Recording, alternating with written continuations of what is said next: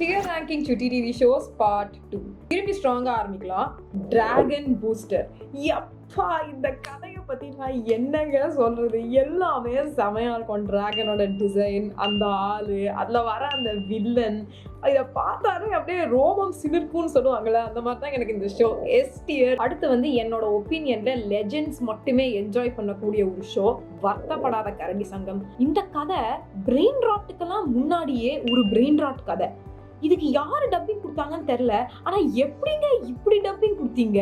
தம்பி ராமையா வாய்ஸை கொண்டு வந்து அது போட்டீங்கன்னு வச்சுக்கோங்களேன், ஒரு செகண்ட் கூட சைலன்ஸ்னே ஒன்று இருக்காது. ஆனா 24 மணி நேரமும் பார்க்கலாம். ஏ டியர்ல போட போறேன். இன்னொரு S dear entry, Avatar the last airbender.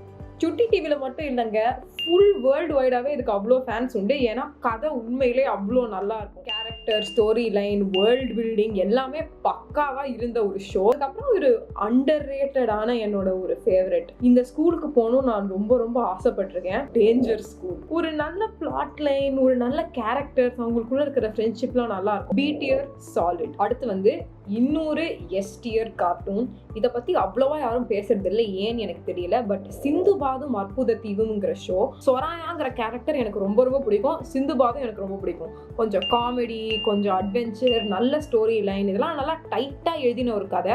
நான் அதுக்கு எஸ் டியர் கொடுக்க போறேன். ஏன்னா பெர்ஃபெக்டா இருந்துச்சு ஸ்டோரி டெல்லிங்.